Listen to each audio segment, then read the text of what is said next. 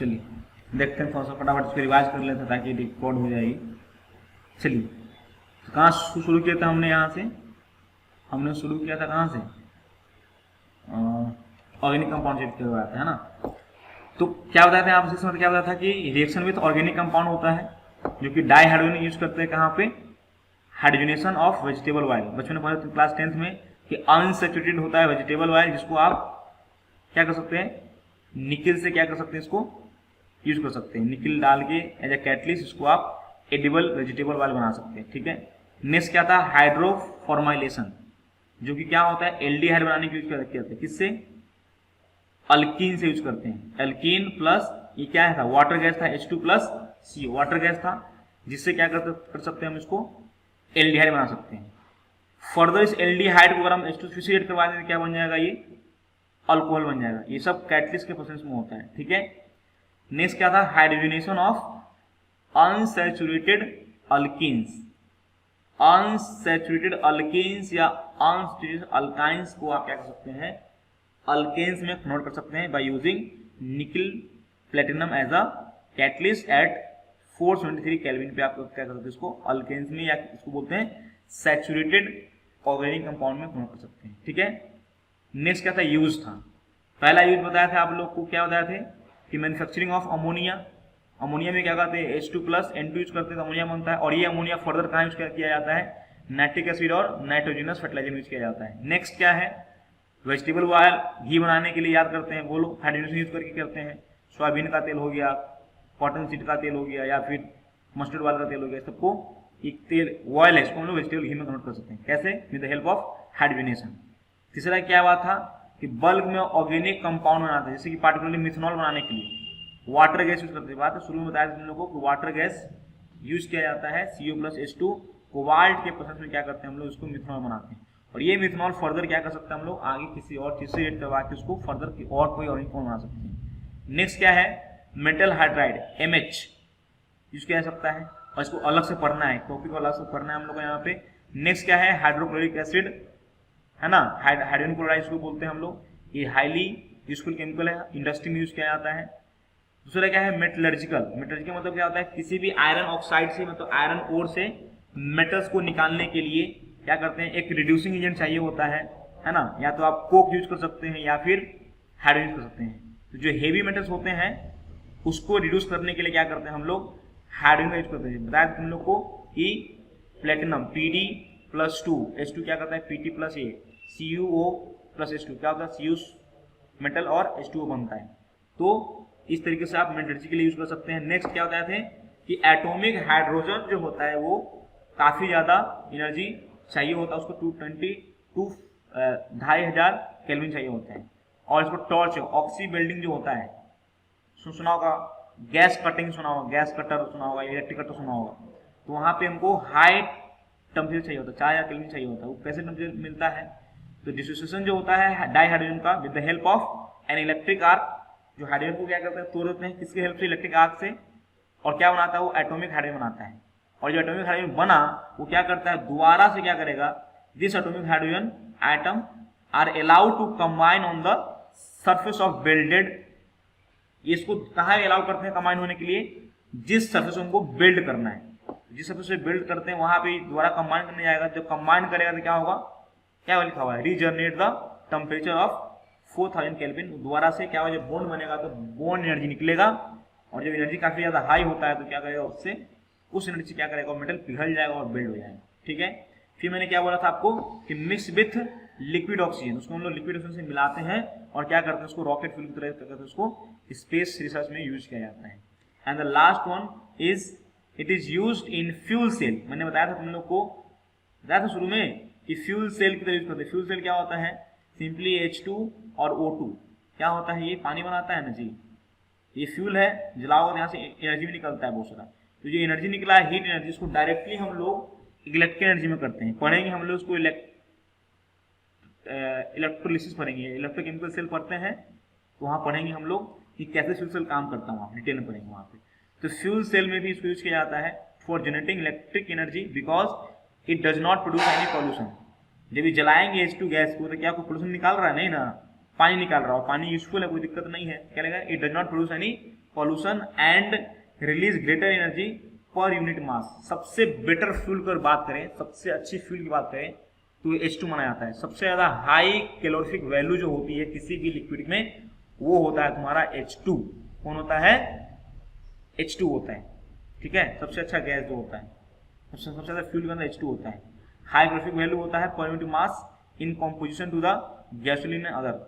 आप गैसोलीन या किसी और के साथ अगर H2 को मिला के अगर यूज करते हैं तो और अच्छा ज्यादा इसकी कैलोरीफिक वैल्यू आएगी, ठीक है। नेक्स्ट कुछ सॉल्व एग्जांपल बात करते हैं। क्या लिखा सॉल्व एग्जांपल देखो क्या लिखा हुआ है कि write the name of isotopes of hydrogen, what are the mass ratio of the isotopes. बताए थे एक प्लूटोनियम होता है, एक ड्यूटेरियम होता है, क्या होता है? ट्रिटियम होता है, ठीक है। मास रेशियो क्या होगा भैया? तो मास रेशियो का 1:2, 2:3 होगा। बोलो, एक में सिर्फ एक प्रोटॉन होता है, न्यूट्रॉन नहीं होता, अगले में एक प्रोटॉन एक न्यूट्रॉन, तो मास 2 हो गया। मास में क्या दोनों काउंट करते हैं ना जी, प्रोटॉन भी काउंट करते हैं और न्यूट्रॉन भी काउंट करते हैं। यहाँ एक प्रोटॉन और एक न्यूट्रॉन, यहाँ पे क्या होगा? एक प्रोटॉन और 2 न्यूट्रॉन, तो 1:2:3 रेशियो आ जाएगा। बोलो हाँ। तो क्या लिखा हुआ है? नेक्स्ट लिखा हुआ है two why does hydrogen occur in diatomic form rather than the monoatomic form under normal condition. क्या होता है कि ऑक्सीजन जो है वो डाई एटॉमिक के फॉर्म में रहता है रेदर देन मोनोटॉमिक के फॉर्म में। क्यों? क्योंकि उसकी वैलेंसी क्या होती है? कंप्लीट नहीं होती है। बोलो हाँ ना। क्योंकि इसके एटम्स में क्या होता है? एक ही इलेक्ट्रॉन होता है, 1s में एक ही होता है ना जी। ये नोबल गैस बनने चक्कर में, हीलियम बनने चक्कर में क्या होता है? वो एक और भाई से मिल लेता है, हाइड्रोजन से मिल जाता है और क्या दोनों की बताया था ना जी इस टाइप से बॉन्डिंग याद करो। इसका भी 2 इलेक्ट्रॉन और इसका भी 2 इलेक्ट्रॉन हो जाता है। तो to achieve the inert gas configuration लिखा हुआ है, जो जानते हैं hydrogen atom has only 1 electron and thus to achieve the stable inert gas configuration of helium it share its single electron with the electron of other hydrogen atom to form a stable diatomic molecule. The stability of H2 is further confirmed by the fact that the formation of 1 mole of gas release इतना energy. अब ये दोनों जब आपस में मिलता है तो बहुत सारा एनर्जी रिलीज करता है। तो बहुत सारा एनर्जी रिलीज करने का तो क्या होगा? इसके कंपेयर में अलग अलग रहने के बजाय वो साथ में रहे तो एनर्जी निकलता है। मैंने बताया था कि अगर कोई चीज एनर्जी निकलता है, ऐसा प्रोसेस जहाँ पे एनर्जी निकलती है तो उसकी स्टेबिलिटी बढ़ती है। तो बॉन्ड एनर्जी भी बहुत ज्यादा होता है, इस कारण से क्या होता है? ये बनने को बेताब रहता है। नेक्स्ट क्या क्वेश्चन क्या लिखा हुआ है? दो आंसर लिखा हुआ है कि which of the following can absorb largest volume of hydrogen gas. बोलो कौन है जो सबसे ज्यादा हाइड्रोजन गैस को एब्जॉर्ब करेगा, एब्जॉर्ब करेगा? जल्दी बताओ। Finally divided platinum, finally divided nickel, colloidal platinum, colloidal platinum. बोलो प्लेटिनम और प्लेटिनम। आंसर दिया हुआ है यहाँ पे 3 है ना, थोड़ा बहुत समझ में आएगा। ये सरफेस केमिस्ट्री एक चैप्टर है, सरफेस केमिस्ट्री, ठीक है, ये 12th का ही है, तो उसमें देखेंगे इसको, है ना। सरफेस केमिस्ट्री में क्या होता है? आपको वहाँ पे कोलाइडल के बारे में पढ़ना है, ठीक है। एडजॉर्प्शन, यहाँ पे एब्जॉर्प्शन नहीं लिखा हुआ है भैया, ABSORP होता है, एब्जॉर्ब होता है। यहाँ क्या लिखा हुआ है? एडजॉर्ब। ये बात गलत नहीं है कि सर यहाँ बी की जगह डी लिख दिया, ऐसा नहीं है, ये अलग है। एडजॉर्ब अलग होता है। एब्जॉर्ब मतलब होता है एक बॉडी है तो पूरे बॉडी में पानी घुस जाए तो क्या बोलेंगे? सुनिए एब्जॉर्ब बोलेंगे। एक होता है इस बॉडी के सिर्फ सरफेस पे क्या हो जाए, चीजें आके चिपक जाए, तो क्या बोलते हैं इसको? एडजॉर्प्शन बोलते हैं। क्या बोलते हैं? एडजॉर्प्शन। पूरे बल्क में कोई चीज आके पानी एब्जॉर्ब हो जाए तो क्या बोलेंगे? उसको एब्जॉर्प्शन बोलेंगे। अगर सिर्फ सरफेस में ही पानी एब्जॉर्ब हो तो क्या बोलेंगे? उसको हम लोग एडजॉर्प्शन बोलते हैं, ठीक है। क्या लिखा है? Order of adsorption of H2 occlusion is, क्या बोलते हैं? कोलाइडल प्लेटिनम सबसे ज्यादा होता है, इसको भी अभी याद कर लो। प्लेटिनम, प्लेटिनम जो सबसे ज्यादा सरफेस एरिया देगा, जो सबसे ज्यादा सरफेस एरिया देगा उस, क्योंकि क्या हो रहा है? एडजॉर्प्शन जो होता है वो सरफेस पे होता है। जो सबसे ज्यादा सरफेस प्रोवाइड करेगा उस पर ज्यादा, सबसे ज्यादा क्या होगा? एडजॉर्प्शन होगा। तो प्लेटिनम जो है वो सबसे ज्यादा सरफेस प्रोवाइड करता है, इसलिए एब्जॉर्प्शन जो एडजॉर्प्शन होता है वो सबसे ज्यादा कोलाइडल प्लेटिनम पे होगा, फिर प्लेटिनम, फिर प्लेटिनम। ये सब याद रखिएगा, ये सब चीजें क्वेश्चन पूछता है क्योंकि ये चैप्टर सरफेस केमिस्ट्री से लेना देना है, इसलिए इसको याद रखिएगा, ठीक है। Next, describe the bulk preparation of hydrogen by the electric method. What is the role of electrolyte in this process? बोलो क्या होगा? बल्क प्रोसेस में कैसे यूज करते हैं? बल्क में तुमको हाइड्रोजन निकालना है तो क्या यूज करते हैं? याद करो। इंडस्ट्रियल कमर्शियल तरीके में क्या क्या यूज किया था? याद हो? अरे बोलो, हेलो, अंकित, सब सो गया सब, पुष्पा, अरे बोलिए। इलेक्ट्रोलाइट प्रोसेस यूज करते हैं प्लान करते थे, H2O को है ना। कैथोड एनोड पे। ठीक है, यही बात करना है यहाँ। तो यही है कि इलेक्ट्रोलाइट थोड़ा सा बेस या एसिड डाल दी इसमें, है ना, थोड़ा सा एसिड या फिर बेस काहे डालते हैं थोड़ा सा। तो what is the role of electrolyte, electrolyte क्यों आता है, क्योंकि प्योर वाटर क्या होता है, नॉन कंडक्टिंग होता है। प्योर वाटर क्या होता है, नॉन कंडक्टिंग, इसलिए थोड़ा सा एसिड या बेस या कुछ इलेक्ट्रोलाइट डाल देते हैं। इलेक्ट्रोलाइट मतलब जो आयंस में ब्रेक हो जाए। इलेक्ट्रोलाइट मतलब क्या होता है, जो कि आयंस में which break into ion, which breaks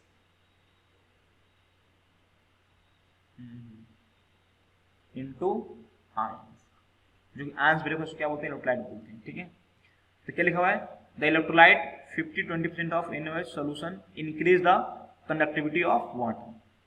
cathode पे क्या निकलता है, याद करो, रिडक्शन होता है तो क्या निकलता है, H2 निकलता था और OH निकलता था। और एनोड पे क्या निकलता था,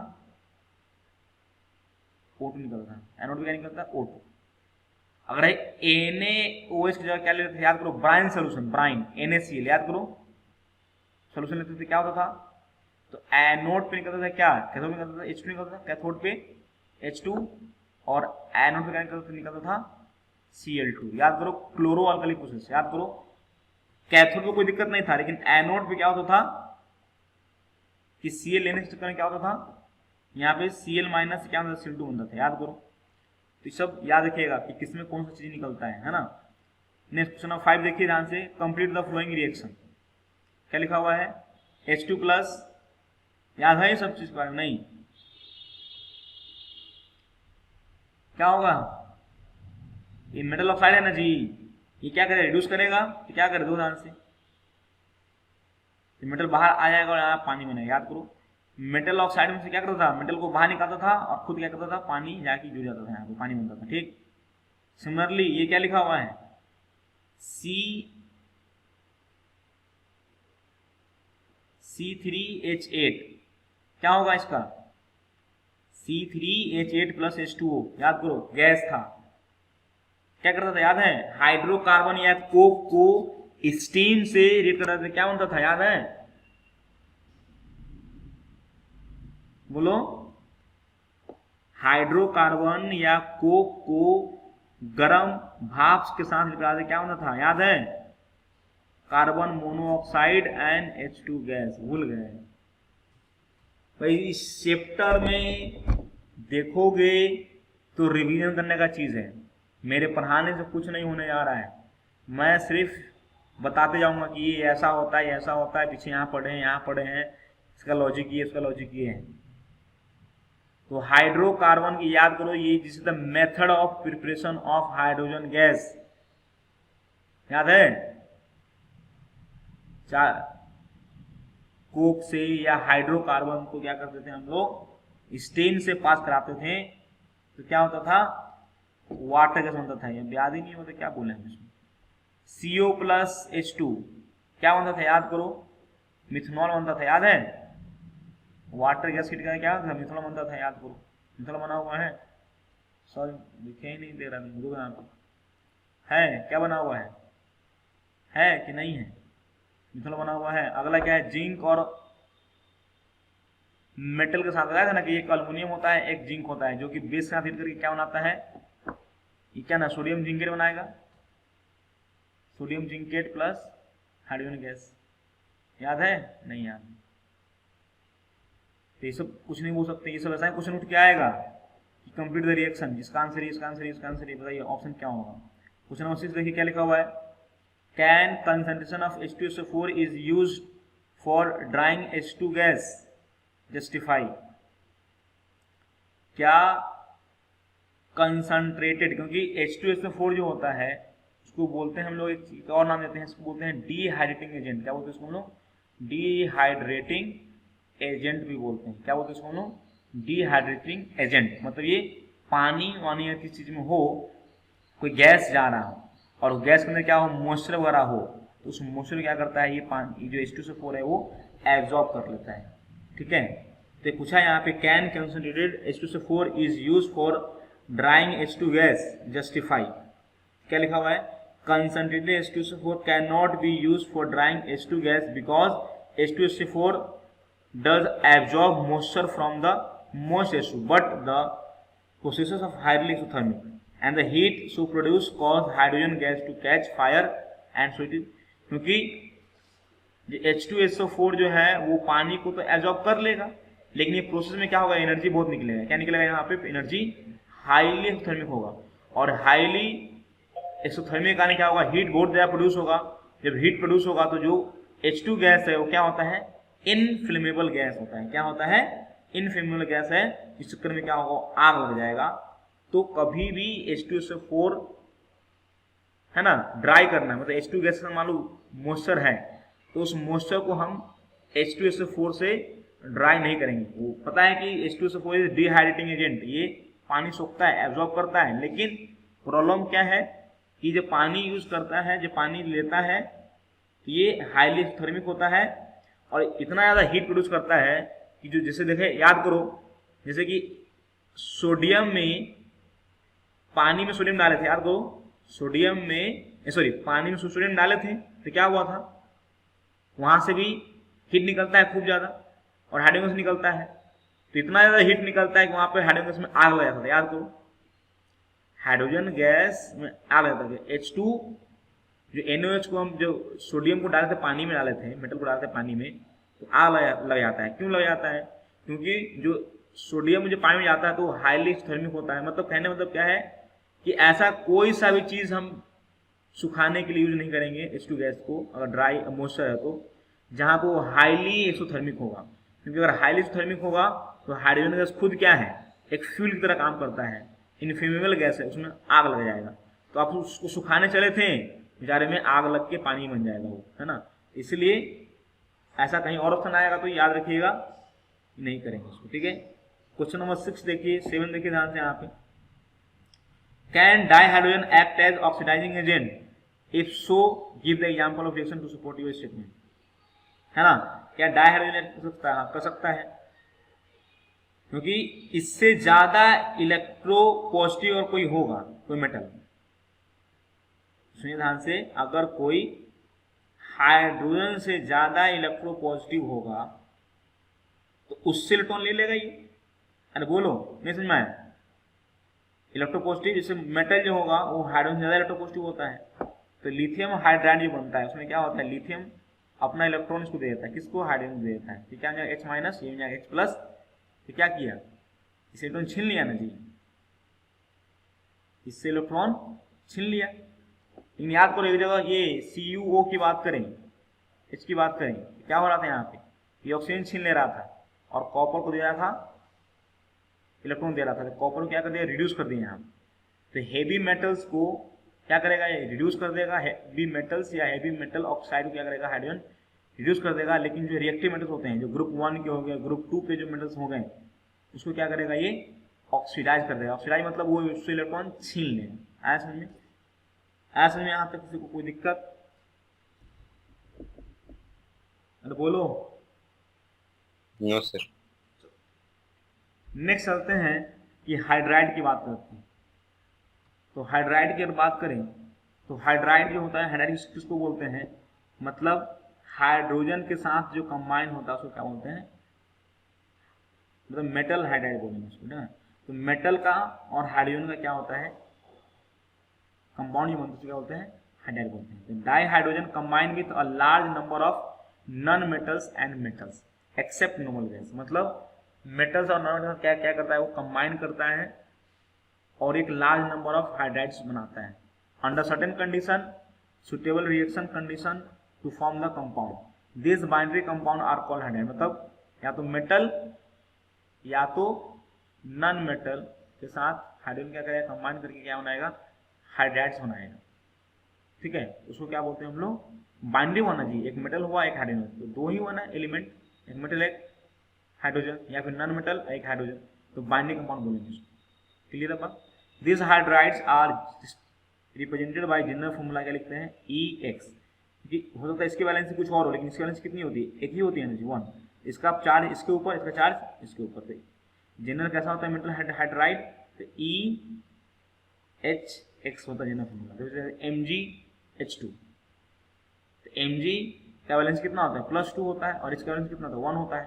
क्या होगा Mg इसका वैलेंस 1 यहाँ 1, जैसे कितना होता है 2, तो 2 क्या लिख दिया है MgH हो जाएगा, MgH2 हो जाएगा। फॉर यहाँ पर B2H6 हो जाएगा इस टाइप से। तो कहने का मतलब ये है इस तरह से होता है। हाइड्राइड्स को हम लोग जनरली 3 टाइप में डिवाइड किए हैं। एक को नाम बोलते हैं आयनिक और सलाइन हाइड्राइड या फिर साल्ट लाइक हाइड्राइड, दूसरा होता है कोवलेंट या फिर मॉलिक्यूलर हाइड्राइड, और एक होता है मेटालिक या फिर नॉन स्टोमेट्रिक हाइड्राइड। ध्यान सुनिएगा, एक होता है आयनिक या फिर सलाइन और सॉल्ट हाइड्राइड, एक होता है कोवलेंट मॉलिक्यूलर हाइड्राइड, ठीक है, और एक होता है मेटालिक नॉन स्टोमेट्रिक हाइड्राइड। ये होता है ग्रुप 1 और ग्रुप 2। ग्रुप 1 और ग्रुप 2 के साथ जब हाइड्रोजन क्या क्रिएट करेगा तब ये बनाएगा, नॉन मेटल के साथ क्रिएट करेगा तो ये बनाएगा, और हेवी मेटल्स डी ब्लॉक के एलिमेंट के साथ क्रिएट करेगा तो ये बनाएगा। क्लियर है बात? ये किससे बनाएगा? ये एस ब्लॉक के एलिमेंट के साथ करेगा तो ये बनाएगा एस ब्लॉक के साथ, ये बनाएगा पी ब्लॉक के साथ, और ये बनाएगा डी ब्लॉक के साथ। ये कब होता है? जब एस ब्लॉक के साथ क्या करता है हाइड्रोजनेट करता है। ये कब करेगा? जब पी ब्लॉक के साथ, क्योंकि नॉन मेटल से करता है तब बनाता है कोवलेंट। कोवलेंट कब आता है? नॉन मेटल नॉन मेटल के साथ। ठीक है, दोबारा ज्वाइन करेंगे, अभी 10 मिनट के फिर से ज्वाइन करेंगे, ठीक है, कैंसिल होता है, और इसको क्या करेंगे डी ब्लॉक के लिए। ठीक है, दोबारा ज्वाइन करेंगे, इसको स्टॉप कर रहा हूं मैं। ठीक है, क्या है ये? आयनिक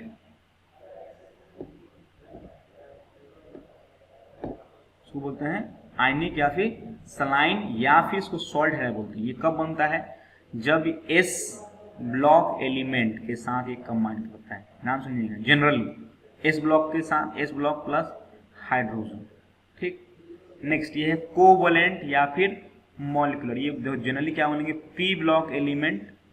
पी ब्लॉक कैसा होता है? नॉन मेटल होता है ना जी, तो नॉन मेटल हाइड्रोजन क्या है? Non metal. तो नॉन मेटल क्या बनाएगा? कोवलेंट बनाएगा कंपाउंड। तो पी ब्लॉक प्लस हाइड्रोजन की बात करेंगे, और ये होगा मेटालिक की बात करें, मेटालिक या फिर नॉन स्टोमेट्रिक कंपाउंड की बात करें तो क्या होगा यहाँ पे?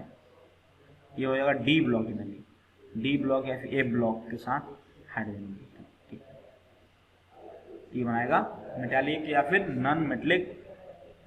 ठीक है, तो सबसे पहले बात करते हैं द फर्स्ट ऑफ थिंग जो हम बात करने जा रहे हैं वो है आयनिक या फिर क्या? Saline hydride.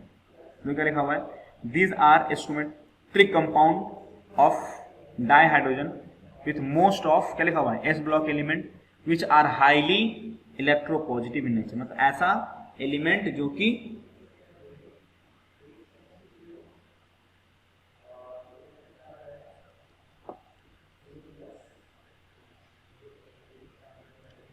ठीक है, दीज आर स्टोमेट्रिक कंपाउंड जो कि इस ब्लॉक जनरली बना होता है, और ऐसा एलिमेंट जो कि हाईली इलेक्ट्रोपॉजिटिव हो in nature. However the lighter metals halides such as LiH, BeH, MgH2 are significant covalent character. ध्यान सुनिएगा, ये बहुत इंपॉर्टेंट है। कौन होता है इन्होंने? LiH और ये सब जो लाइटर मेटल के जो हाइड्राइड्स होते हैं वो क्या होते हैं? Generally having significant covalent character. याद करो, फजांस रूल याद करिएगा, आयनिक कंपाउंड के अंदर कोवलेंट कैरेक्टर याद है, जितना छोटा सा कटायन होगा, जो H माइनस होता है, ध्यान सुनिएगा, H माइनस जो होता है, H माइनस ये बहुत बड़ा होता है, आप सोच नहीं सकते उससे बड़ा होता है। मैंने बताया था तुम लोग को, इसका साइज होता है Br माइनस के बराबर होता है। ठीक है, ये थर्ड फोर्थ पीरियड का जो एलिमेंट है ब्रोमीन, उसके साइज के बराबर होता है। ये दोनों के साइज क्या है? दोनों साइज बराबर है। ठीक है, तो अनायन का साइज बताया था ना कि फजांस रूल में बताया था कि कोवलेंट कैरेक्टर कब आता है? जब अनायन का साइज बड़ा हो, अनायन साइज क्या हो? छोटा हो। तो ये क्या बोला गया है कि lighter metal halide such as lithium hydride, barium या फिर मैग्नीशियम सिग्निफिकेंट उसमें क्या होता है? उसमें थोड़ा कोवलेंट कैरेक्टर होगा। In fact ionic hydrides are BH2, MgH2 are polymeric in nature. बताए थे कि इसकी क्या होती है? BH2 क्या होता है? याद है bonding, special type of bonding पढ़ाया तुम लोग को, स्पेशल टाइप ऑफ बॉन्डिंग पढ़ाए थे वहाँ पे, बनाना बॉन्ड, ये सब बॉन्ड पढ़ाए थे। ये सब इससे तो दिखाया था ना कि BH2 बॉन्ड बनाता है, MgH2 बॉन्ड बनाता है, क्योंकि इसकी वैलेंसी पूरी नहीं होती है। बताओ, इसकी एक ऑक्टेट पूरा नहीं होता है ना जी, इसलिए क्या करता है? या तो पॉलीमर बनाता है या तो डाइमर टाइमर बनाता है। याद करो, तो इसलिए क्या बोला कि in fact BH2 and MgH2 are polymeric in nature, ठीक है। Ionic hydrides are crystalline, ionic hydride क्या होता है, क्रिस्टलाइन होता है, ध्यान सुनिएगा, क्रिस्टलाइन मतलब क्रिस्टल फॉर्म में होता है। नॉन वोलेटाइल मतलब वो उसको हवा में रख दोगे तो उड़ नहीं जाएगा, जैसे देखोगे तुम कि कैंसर वगैरह रख दोगे, कपूर वगैरह रख दोगे तो हवा में उड़ जाता है, लेकिन नमक रख दो हवा में उड़ेगा नहीं, उड़ेगा वो, है ना। तो they are non volatile and non conducting in solid state, solid state में क्या होगा, ये नॉन कंडक्टिंग होगा, but their molten state conduct electricity and on electrolysis liberate hydrogen. जब उसको फुल मोल्टेन फॉर्म को जो अब क्या यूटिलाइज किया तो क्या निकलेगा, वहां से हाइड्रोजन गैस निकलेगा एट एनोड, एनोड क्या निकलेगा, हाइड्रोजन गैस निकलेगा, which confirm the existence of H- ion. अगर एनोड पे अगर H2 गैस निकल रहा है, इसका मतलब क्या है कि एनोड पे क्या होता है, ऑक्सीडाइज होता है, तो H2 गैस एनोड पे निकलने का मतलब क्या होता है कि एनोड पे कौन जाएगा, एनोड होता है पॉजिटिव फॉर्म होता है, एनोड क्या होता है पॉजिटिव, तो पॉजिटिव पे कौन आएगा, नेगेटिव भी आएगा ना, और नेगेटिव आएगा तो और H2 निकल रहा है, तो H2 निकलने का मतलब क्या होगा, और एनोड पॉजिटिव होता है तो पॉजिटिव कौन आता है, नेगेटिव आता है, और निकल कौन रहा है, हाइड्रोजन गैस, मतलब जो आने वाला वो नेगेटिव था, मतलब H- है, जो H जो है वो H- के फॉर्म में एग्जिस्ट करता है, वो कंफर्म करता है। जब आप इसको इलेक्ट्रोलिसिस करोगे तो क्या लिखा हुआ है, मोल्टेन फॉर्म होता है H2 का, जो उसको करिएगा तो क्या है, H2 गैस निकलता है और 2 इलेक्ट्रॉन, क्लियर बात। This hydride react with water volatilely, ध्यान से, ये जो हाइड्राइड होता है पानी के साथ बहुत ही तेजी से रिएक्ट करता है and liberate hydrogen gas, NaH salt होता है, उसको आप पानी से रिएक्ट करवाएगा तो क्या करेगा, वो NaOH बनाएगा और हाइड्रोजन गैस रिलीज करेगा, ये बहुत तेजी से क्या करता है, पानी से रिएक्ट करता है। सिमिलरली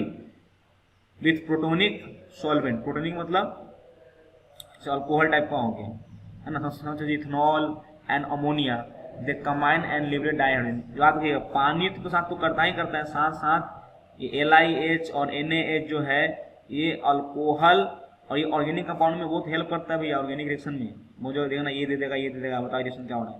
तो ये अल्कोहल जो कि प्रोटोनिक मतलब जो H+ दे सकता है, प्रोटोनिक मतलब जो H+ दे सकता है या फिर ले सकता है ना, तो ये जो अल्कोहल हो गया, ये हो गया, अमोनिया हो गया, दे आर प्रोटोनिक सॉल्वेंट बोलते हैं, क्या बोलते हैं, protonic solvent.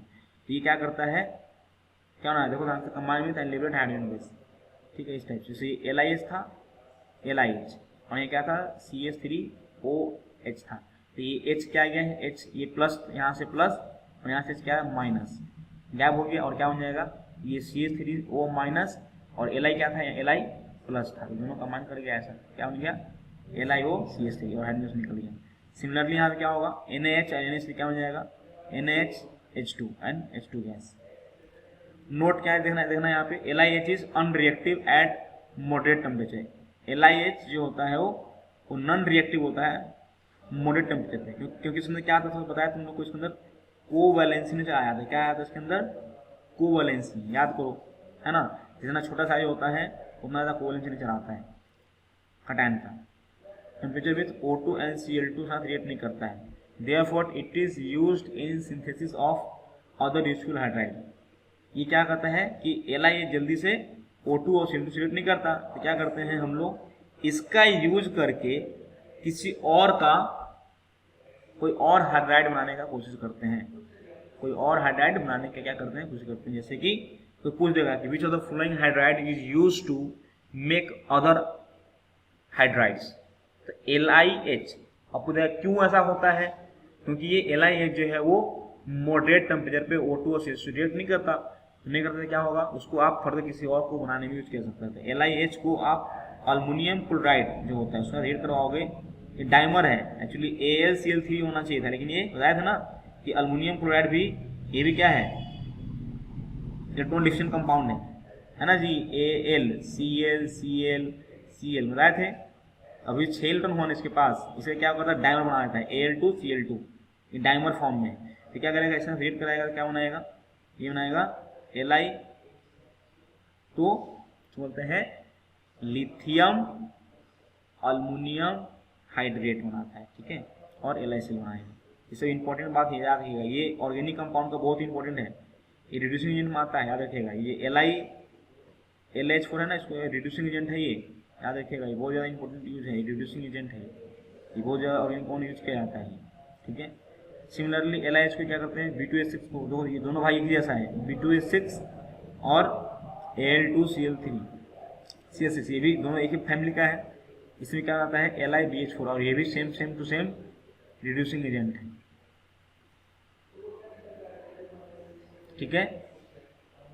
Next, ionic hydride are powerful reducing agent. जो आयनिक हाइड्राइड होता है वो पावरफुल रिड्यूसिंग एजेंट होता है, ठीक है।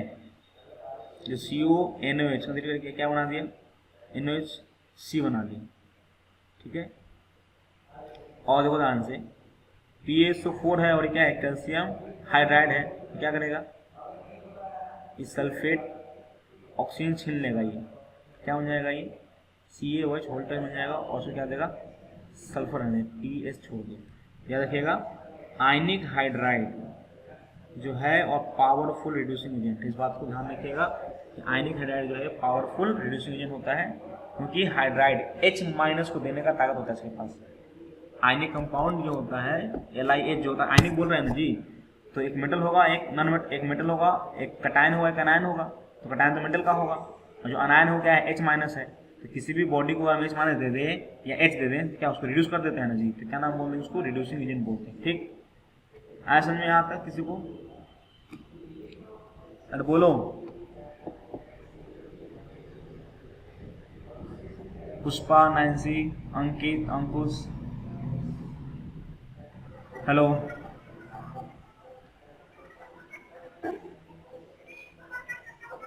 हेलो, पुष्पा जी समझ में आ रहा है क्या बोल रहे हैं, इसे नहीं समझ में आ रहा है, चलिए, तो यहाँ तो समझ में आया सबको। तुम लोग का जो सॉलिड स्टेट में देख रहे हो, तुम लोग नहीं देख रहे हो सॉलिड स्टेट, संडे था, शनिवार था, एटलीस्ट 2 लेक्चर तो देख ही लिया होगा, 7 लेक्चर है पूरा उसमें, देयर आर 7 लेक्चर्स, अभी जस्ट बनाया गया वो, उसको देख रहे हो कि नहीं देख रहे हो, क्योंकि सॉलिड स्टेट वो सारी रिकॉर्ड बहुत दिन में जाएगा, इसलिए बोल रहा हूँ मैं, साथ साथ उसको पढ़ना है, तो इसलिए सॉलिड स्टेट को पढ़ते रहो साथ में, पूरा का पूरा एकदम समझाया हुआ, ब्रीफली समझाया हुआ, पूरा अच्छे समझाया हुआ, अच्छे एक तरीके से डिटेल में एकदम समझा कर रखा हुआ है, तो उसको नोट्स बनाओ, ये भी तुम लोगों को फायदा क्या है, उसमें तुम बैक कर सकते हो आराम से, बैक कर दो, आगे कर लो, पीछे कर लो, तुम समझ में नहीं आया दोबारा देख लो, है ना। चलिए नेक्स्ट जो है कोवलेंट या फिर क्या बोलते हैं, मॉलिक्यूलर हाइड्राइड बोलेंगे, कोवलेंट या फिर मॉलिक्यूलर हाइड्राइड की बात करें तो क्या होगा, these are binding compound of hydrogen and most of the P block. मैंने बोला भी था कि पी ब्लॉक क्योंकि नॉन मेटल के साथ नॉन मेटल क्या बनाता है, कोवेलेंट कंपाउंड बनाता है। P block element which have relatively high electronegative, p block के एलिमेंट क्या होता है, वो हाई इलेक्ट्रोनेगेटिव होता है। Covalent hydrides involve the formation of covalent bond between H and the other atom by the sharing of electron. Some important examples of covalent examples क्या है, HCl देखा होगा, Cl हो गया साथ H हो गया, H2O, CH4, PH3, NH3, ये सब क्या है, Cl क्या है, पी ब्लॉक एलिमेंट है, Cl हो गया, O हो गया, C हो गया, है ना, P हो गया, N हो गया, दे आर सब क्या है, पी ब्लॉक का है। और सबको सब देखो सबको सब क्या है, कोवेलेंट कंपाउंड है, NH3, PH3, CH4, H2O, HCl, ये सब क्या है, सब कोवेलेंट कंपाउंड है। तो इसलिए पी ब्लॉक एलिमेंट के साथ अगर हाइड्रोजन कंबाइन करता है तो दे फॉर्म कोवेलेंट बॉन्ड, ठीक है।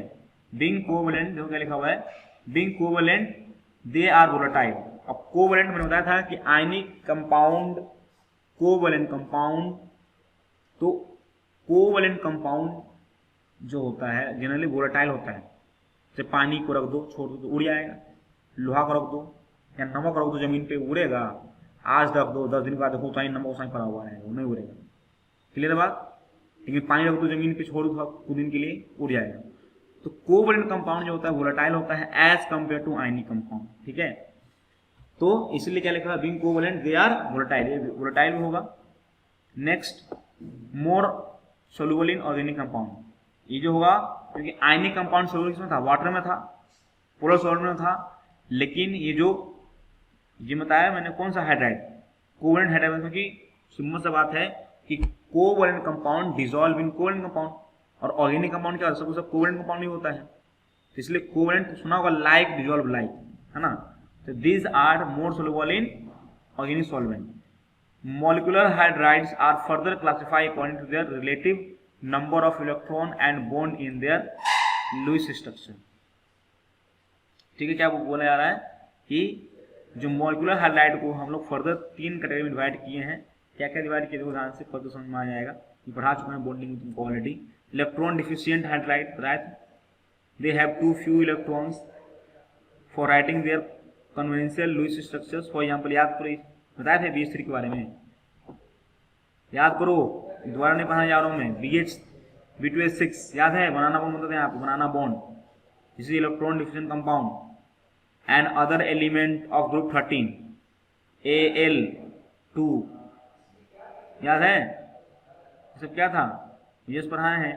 इलेक्ट्रॉन डिफिशिएंट ग्रुप 13 के साथ जो हाइड्रोजन बनाएगा कंपाउंड वो इलेक्ट्रॉन डिफिशिएंट होगा, क्योंकि ग्रुप 13 में कितना होता है आउटर मोस्ट में इलेक्ट्रॉन, ग्रुप 13 का एलिमेंट है, इसके आउटर मोस्ट में 3 इलेक्ट्रॉन बनाएगा, 3 इलेक्ट्रॉन आता है, तो हाइड्रोजन के साथ कितना बना सकता है, 3 ही बना सकता है, 3 दूना 6 ही हुआ ना जी इलेक्ट्रॉन, इसलिए क्या बोलते हैं इसको, इलेक्ट्रॉन डिफिशिएंट कंपाउंड बोलते हैं। बोलो हाँ है ना, deficient compound. And they act as Lewis acid and क्या बोल सकते हैं, दैट इज इलेक्ट्रॉन एक्सेप्टर, क्योंकि इसका कमी है 6 ही आउटर मोस्ट में, तो क्या करेगा ये, ग्रुप 13 के आउटर मोस्ट इलेक्ट्रॉन कितना होता है, 3 होता है, और हाइड्रोजन 3 के साथ 3 बॉन्ड बनाएगा, और 3 दूना 6 हो जाएगा आउटर मोस्ट में, 3 होना कितना चाहिए, 8 होना चाहिए, तो इलेक्ट्रॉन डिफिशिएंट है, और उसमें लुईस एसिड की तरह बात कर सकते हैं। नेक्स्ट क्या बोला है, इलेक्ट्रॉन प्रिसाइज, मतलब जितना चाहिए उतना होना चाहिए, जैसे कि for example they have required number of electron for writing their conventional structure, जैसे कि CH4। ग्रुप 14 की बात करें, ग्रुप 14 में क्या होता है, ग्रुप 14 के हर एक एलिमेंट के आउटर मोस्ट में कितना होता है, 4 इलेक्ट्रॉन होता है, जैसे कार्बन की बात करें 4 होता है, और 4 हाइड्रोजन से अगर बॉन्ड बना लेते कितना होगा, 8 हो जाएगा। इसके प्रिस्क्राइब मतलब प्रिसाइज, मतलब जितना होना चाहिए उतना ही उसके अंदर है। CH4 hydride, they have tetrahedral geometry, याद करो, क्लियर है बात। CH4 4 बॉन्ड पेयर है, ये क्या हो जाएगा, sp3 हो जाएगा, टेट्राहेड्रल ज्योमेट्री हो जाएगा। तो ग्रुप 13 के साथ ये ग्रुप 14 हो गया, ये ग्रुप 13 हो गया, ठीक है। नेक्स्ट क्या है, ये P ब्लॉक का स्टार्टिंग है, 13, 14, 15, 16 एंड 17 दे आर, जब इसके साथ बनाता है तो क्या होता है, मेटल इलेक्ट्रॉन लीच होता है, कि 15 है, इसके आटोम में कितना 5 होगा, जब फास्फोरस की बात करें आटोम में कितना होगा, 5 होगा, है ना, तो 5 बना सकता है, चाहे तो बना सकता है ना बॉन्ड जी, 10 हो जाएगा, तो ये क्या होता है, इलेक्ट्रॉन रिच हो जाएगा। Electron rich hydride, they have excess of electron which are present in the lone pair, जैसे कि PH3 की बात करें, PH3 है ना, क्या होगा PH3, 30 के साथ 3 बॉन्ड बना लिए और 2 लोन पेयर है, 3 दूना 6 और 2 8 हो गया, है ना।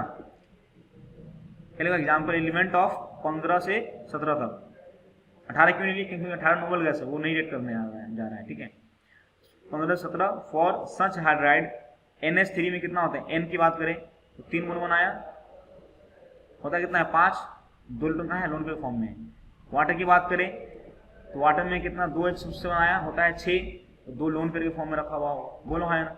HF की बात करें, HF में F में कितना होता है, 7 होता है, एक H बनाया और बाकी 3 क्या है, लोन पेयर हो गया, ठीक है। They act as Lewis base या बोल सकते हैं, है ना। तो मॉलिक्यूलर हाइड्राइड जो है उसको 3 कैटेगरी में डिवाइड किए हैं, एक तो इलेक्ट्रॉन डिफिशिएंट, एक इलेक्ट्रॉन प्रिसाइज और एक तो इलेक्ट्रॉन रिच बोलते हैं। तो अगर वो हाइड्रोजन अगर ग्रुप 13 के साथ एलिमेंट के साथ कंबाइन करता है तो वो इलेक्ट्रॉन डिफिशिएंट कंपाउंड बनाएगा, और वो इलेक्ट्रॉन लेने के लिए बेचैन रहेगा, मतलब वो इलेक्ट्रॉन एक्सेप्टर रहेगा, एंड इसको हम बोलते हैं लुईस एसिड बोलते हैं।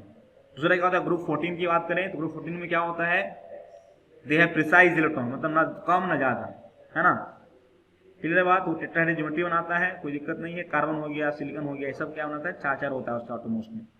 दूसरा होता है 15, 16, 17, ये 15 ग्रुप, 17 ग्रुप, 18 ग्रुप, 15, 16, 17 ग्रुप का जो एलिमेंट है उसके आटोमोस्ट में क्या होता है, 5, 6 और 7 इलेक्ट्रॉन होता है। 3 बॉन्ड बना लिया तो क्या होगा, 2 बच जाएगा, लोन पे बच जाएगा। 16 में ऑक्सीजन है, H2O बना लिया तो 2 हाइड्रोजन बॉन्ड बना लिया, अभी भी 2 लोन पे बचा हुआ होगा, है ना।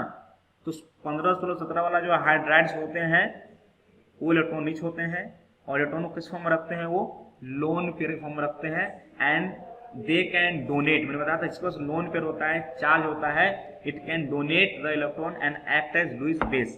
बोलो यहाँ तक क्लियर हो चुका है। Note, The presence of lone pair on a highly electronegative atom like NO and F in hydride result in hydrogen bond formation between the molecules leading to the बताया था बात याद करो कि अगर हाईली इलेक्ट्रोनेगेटिव FON से अगर hydrogen का बॉन्डिंग होता है तो वो उसका मॉलिक्यूल आपस में it can form a hydrogen bond. याद करो ये हाइड्रोजन बॉन्ड बनाने के लिए क्या कंडीशन था, दो कंडीशन था। एक तो वो इलेक्ट्रोनेगेटिव एलिमेंट होना चाहिए, दूसरा हाइड्रोजन होना चाहिए, और उस इलेक्ट्रोनेगेटिव एलिमेंट के ऊपर क्या होना चाहिए, लोन पर होना चाहिए। अगर याद होगा आपको क्या बॉन्डिंग याद होगा, मैंने बताया तुम लोग को ऑलरेडी जो बॉन्डिंग पढ़ा हुआ होगा वो रीडिंग मारेगा, कहानी समाप्त हो जाएगा, उसके लिए कुछ है ही नहीं एक्स्ट्रा चीज इसके अंदर। ठीक है, तो FON FON they are electronegative element compound electron होता है, इसके साथ अगर X के साथ ये कंबाइन करता है they will form hydrides and this hydrides के बीच में क्या होगा, हाइड्रोजन बॉन्डिंग होगा, क्योंकि हाइड्रोजन बॉन्डिंग कंडीशन होता है कि hydrogen should combine with electronegative element and that electronegative element should have lone pairs. खत्म मामला है यहाँ पे। तो इस जगह तुमने क्या पढ़ ली, हमने कोवैलेंट कंपाउंड के बारे में पढ़ ली।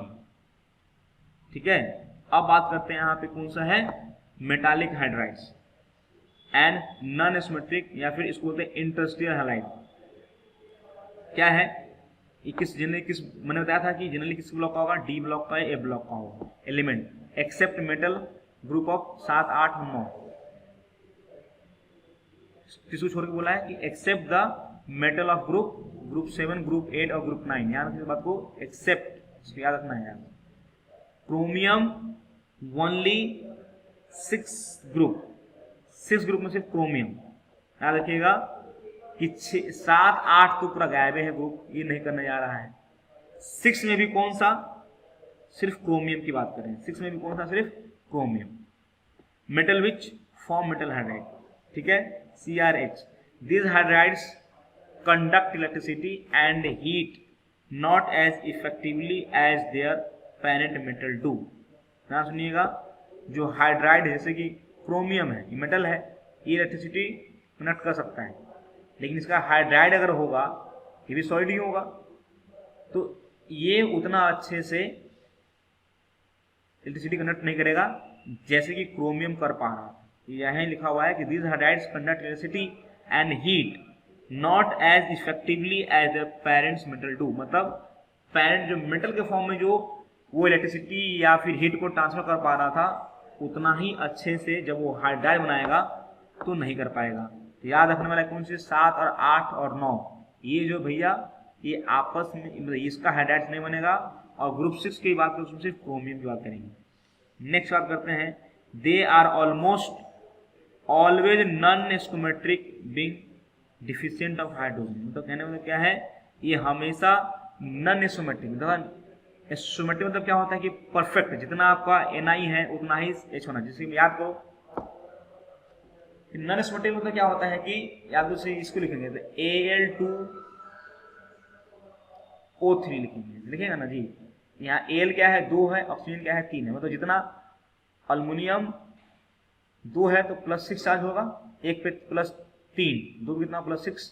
तो इसको न्यूट्रलाइज करने के लिए कितना ऑक्सीजन चाहिए यहाँ पे, इस पर 1 का -2, 3 लेंगे तो -6 आएगा। जितना ऑक्सीजन है उतना अल्युमिनियम के साथ क्या करेगा, ये परफेक्ट मैच कर रहा है। मतलब जितना अल्युमिनियम है उसके हिसाब से ऑक्सीजन वहाँ प्रेजेंट है।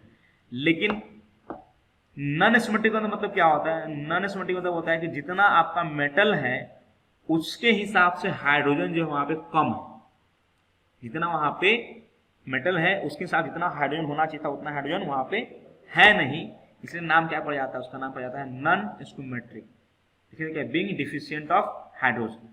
फॉर एग्जांपल देखो, लेंथेनाइड H2.87 है ना, YbH 2.55, ये सब क्या है, तो यहाँ परफेक्ट नंबर होना चाहिए था, लेकिन देखो ध्यान से क्या है, पॉइंट में नंबर है। इस कारण से बोल सकते हैं हम लोग दीज आर नॉन सिमेट्रिक। और क्यों होता है non symmetric, due to deficient of hydrogen, not deficient of metal, due to deficient of hydrogen. आगे क्या लिखा हुआ है, earlier it was thought that this hydrides hydrogen occupy the interstices in metal, जो अंदर में जो मेटल का जो जगह होता है वहां पे चला रहता है, ये metal and producing distortion without any change in this type. This gave the name industrial hydride to this type of hydride, but recent study has shown that except for hydride of कौन सा nickel, platinum, caesium and actinium, इसको छोड़ के other hydrides of this class have lattice different from that of parent metal. पहले ये माना जा रहा था कि मेटल जो बनाया, जगह बनाई, जैसे मेटल का मान लो, मेटल का जो खुद का लैटिस है, इस टाइप का जो स्ट्रक्चर है, इसमें जो जगह खाली होगा उसी में हाइड्राइड आके फंस रहा है, ठीक है। लेकिन ये सिर्फ किसके लिए था, मतलब इस अब क्या होगा, मान लो उसका स्ट्रक्चर ऐसा बना हुआ था और हाइड्राइड जाने के बाद इसका स्ट्रक्चर यही है, तो हम लोग क्या बोलेंगे, जो हाइड्रोजन है उसकी जगह में चला गया है। लेकिन मान लो मेटल की बात करें और इसकी हाइड्राइड की बात करें तो इसका ज्योमेट्री बिल्कुल अलग है, इसका जो अरेंजमेंट है और मेटल हाइड्राइड का जो अरेंजमेंट है बिल्कुल ही अलग होगा। इसे समझ में आएगा कि भैया इसके जगह पे नहीं गया है, ये क्या गया हुआ है, इसकी ज्योमेट्री अलग होगी, मेटल की ज्योमेट्री अलग होगी और मेटल हाइड्राइड बनने का ज्योमेट्री अलग होगी। ज्योमेट्री अलग होगी तो ऑब्वियस सी बात है ये इंडस्ट्रियल साइड पे नहीं गया होगा, ये दोनों मिलके एक अलग सा लैटिस बनाया होगा। तो पहले ये मालूम था अर्लियर कि भाई जो हाइड्राइड है एच जो है उसके इंडस्ट्रियल साइड मतलब उसके खाली जगह पे चला जाता होगा, इस कारण से वहाँ पे जगह लेके वहाँ पे कंपाउंड बना लिया। लेकिन ये सिर्फ किसमें पाया जाता है, निकिल में, प्लेटिनम, सीजियम, एक्टिनियम में। But other hydrides of this class देखोगे उसका लैटिस जो है different from the parents metal, जो पेरेंट का जो अरेंजमेंट है उससे बिल्कुल ही अलग है उसके हाइड्राइड्स के लैटिस में, ठीक है। अगला क्या लिखा हुआ है, this property of absorption of hydrogen on transition metal is largely used in the catalyst. देखो इससे पहले पढ़े थे, याद करो, इससे पहले पढ़े थे ना जी कि कैटलिस्ट यूज करते हैं, कौन ज्यादा एडजॉर्ब कर लेगा, याद है, पहले क्वेश्चन करवाए थे कि कौन ऐसा मेटल जो है हाइड्रोजन को ज्यादा एडजॉर्ब करेगा, अपने सरफेस पे ज्यादा कौन एडजॉर्ब करेगा, यही बताए थे। तो क्या लिखा, देखो ध्यान से क्या लिखा हुआ है, the property of absorption of hydrogen on transition metal is largely used in catalyst. देखा था जो हमने हाइड्रोजनेशन का यूज किया था, याद है, कि अनसैचुरेटेड हाइड्रोकार्बन था, यहाँ पे क्या था, अनसैचुरेटेड हाइड्रोकार्बन था, क्या किए थे यहाँ पे H2 यूज किए थे और साथ में क्या किए थे, निकिल यूज किए थे, निकिल और टेम्परेचर 273 केल्विन यूज किए थे, याद करो। तो ये सैचुरेटेड बन जा रहा था। तो जो निकिल जो है वो क्या होता है, निकिल के ऊपर हाइड्रोजन गैस क्या होता है, एडजॉर्ब हो जाता है, ठीक है ना। तो उसको बोलते हैं कैटलिस्ट। क्या लिखा हुआ है, metal is largely used in the catalyst reduction, है ना। क्या लिखा देखो, हाइड्रोजनेशन, याद करो, catalyst reduction hydrogenation reaction for the preparation of large number of compound, है लिखा हुआ हाइड्रोजनेशन की नहीं लिखा हुआ है ना। तो इसे देखोगे तो जो मेटल मेटालिक बोल दो या फिर नॉन सिमेट्रिक जो इंडस्ट्रियल हैलाइड है उसमें क्या होता है, एज ए कैटलिस्ट यूज करते हैं हम लोग, कब, हाइड्रोजनेशन करवाने के लिए, ठीक है। नेक्स्ट क्या लिखा हुआ है, PD and PT etcetera are the can accumulate a very large volume of hydrogen. Question पूछ रहा था ना वहां पे जी कि कौन ज्यादा हाइड्रोजन गैस को एडजॉर्ब करेगा, क्या लिखा हुआ यहाँ पे, PD and PT can accumulate a very large volume of hydrogen and therefore can be used as storage media, है ना। प्लेटिनम और प्लेटिनम जो है हाइड्रोजन गैस को अच्छे से एब्जॉर्ब कर सकता है, एक्यूमुलेट कर सकता है अपने ऊपर, जिसको हम लोग एक तरीके से स्टोरेज मीडिया मतलब स्टोरेज की तरह इसको यूज किया जा सकता है। नोट क्या है, नोट ध्यान सुनिएगा कि the inability of metal of group 7, 8 और 9 of periodic table to form hydrides is referred as hydrogen gap of D block। क्या सुनिए क्या बोल रहा हूं मैं कि जो मेटल ग्रुप जो है 7, 8 और 9 ये ग्रुप मैंने बताया, इसके अंदर जो हाइड्राइड न बनाने की जो एबिलिटी है ना, वो हाइड्राइड गैप के फॉर्म में माना जाता है ऑफ डी ब्लॉक। इसको बोला जाता है कि हाइड्राइड गैप। पूछा what is hydride gap, hydride gap क्या होता है कि ग्रुप 17 डी ब्लॉक का जो ग्रुप 17, 18 और 7, 8 और 9 जो होता है वो हाइड्राइड नहीं बनाता है, देख डोंट फॉर्म, उसको एबिलिटी नहीं है कि हाइड्राइड बनाए, इसलिए उसको हम लोग बोलते हैं हाइड्राइड गैप बोलते हैं। ये भाई साहब इतना आदमी नहीं बना पाता है, ठीक। ठीक है, सब यहाँ तक क्लियर हो गया है? कोई दिक्कत यहाँ तक किसी को? सर ये चैप्टर का पीडीएफ भेज दीजिएगा सर अरे पढ़ने बोलो, के लिए। अरे कोई डाउट है? Yes sir.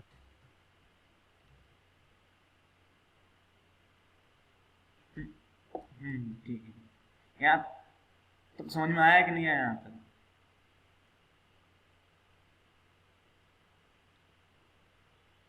इसके बाद जो हम लोग पढ़ना है वो है dihydrogen as a fuel. मैंने बताया था कि H2 जो होता है वो बहुत अच्छा फ्यूल माना जाता है, बहुत अच्छा पॉल्यूशन फ्री फ्यूल, और सबसे ज़्यादा कैलोरीफिक वैल्यू होती है इसकी, मतलब कम अमाउंट में ज़्यादा एनर्जी देता है। ठीक है, तो dihydrogen on combustion liberate a large quantity of heat.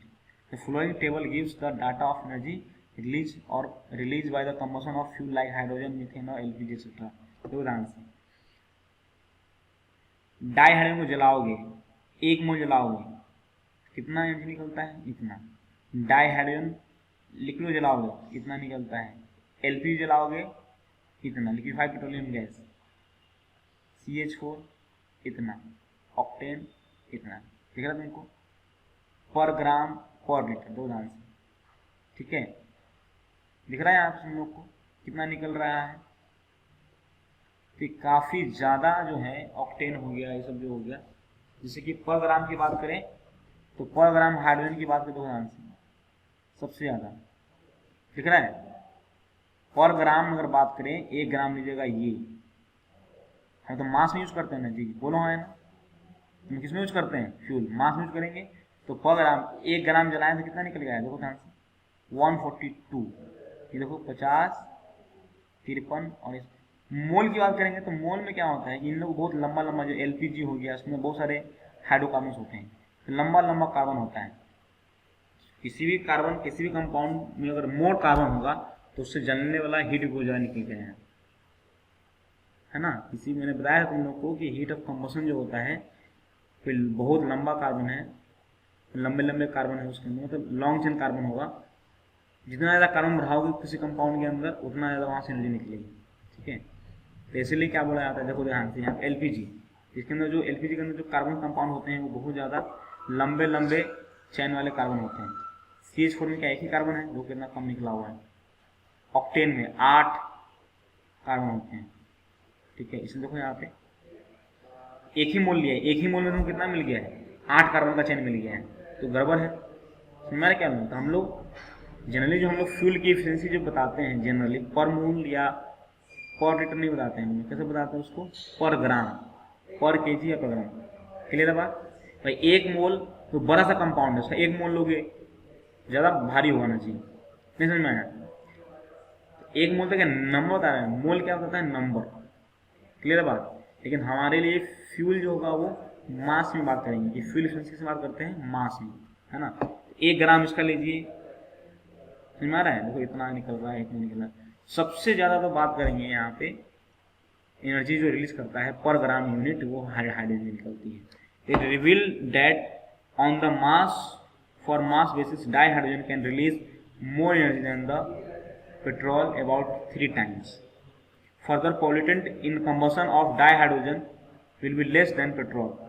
Only pollutant in this will be the oxide of nitrogen. जब हाइड्रोजन जलाते हैं तो यहाँ से वो सोचने वाली बात है, वो क्या लिखा हुआ है? दो यहाँ से क्या बोला हुआ है, ये सुनना क्या लिखा हुआ कि only pollutant in this will be the oxide of nitrogen. अब देखो ध्यान से, ये कैसे आ गया भैया? जला रहे हैं हाइड्रोजन, तो नाइट्रोजन से कैसे बन गया? बोलो भाई, H2 में तो नाइट्रोजन है, नहीं है ना? H2 को जलाओगे ऑक्सीजन के साथ, पानी निकलना चाहिए, सिर्फ H2 निकलना चाहिए। क्या बोल रखा है? The only pollutant in this will be oxide of nitrogen. क्यों हुआ नाइट्रोजन? सुनने में समझ में आएगा ध्यान से कैसे। Which is formed due to the presence of dinitrogen as impurities with oxygen. क्योंकि हम ऑक्सीजन कहाँ से लेंगे भाई? इन्वायरमेंट से लेंगे ना जी। ऑक्सीजन कहाँ से लेंगे? इन्वायरमेंट से लेंगे, तो वहाँ पे N2 भी होगा और O2 भी होगा, क्योंकि N2 कितना है? 79% है N2। तो जब हम फ्यूल की तरह, जब हम चेम्बर में उसको ले जाएंगे फॉर द कंबशन लेके जाएंगे, कंबशन के लिए, तो N2 भी आएगा, साथ में O2 भी आएगा। तो इस वेरी हाई, क्योंकि पता होगा जब हाइड्रोजन जलता है तो very high amount of energy release करता है वो। तो इस हाई एनर्जी जनरली N2 और O2 आपस में कंबाइन नहीं करता है, लेकिन इस चेंबर में जब यहाँ पे इसको जला रहे होंगे H2 और O2 को, वहाँ पे बहुत हाई एनर्जी निकल रहा होगा। इस हाई एनर्जी के प्रोसेस में क्या होगा, ये N2 जो है वो आपस में कंबाइन कर जाएगा, N2 और O2 क्या कंबाइन कर जाएगा। तो ऐसे देखा जाए H2 से फ्यूल H2 से नहीं निकलता है, H2 को जलाओगे, प्योर H2 और प्योर O2 लोगे, जलाओगे तो आपको क्या मिलेगा, कोई पोर्शन नहीं मिलने वाला है। लेकिन प्रॉब्लम क्या है कि हमारे इन्वायरमेंट में प्योर ऑफ हाइड्रोजन तो है नहीं, साथ में नाइट्रोजन भी है। तो जब चेंबर में कंबशन करने के लिए जब लोगे तो ऑक्सीजन के साथ नाइट्रोजन भी आएगा, और उस हाई टेम्परेचर के कंडीशन में क्या होगा, नाइट्रोजन जो है ऑक्सीजन से क्या करेगा, कंबाइन कर जाएगा। ठीक है, this can be minimised by injecting a small amount of water into the cylinder lower temperature, है ना। इसको हम मिनिमाइज कर सकते हैं कैसे, उस सिलेंडर में स्मॉल अमाउंट ऑफ वाटर डाल के, ताकि टेम्परेचर क्या हो जाए वहाँ उसका लो हो जाए।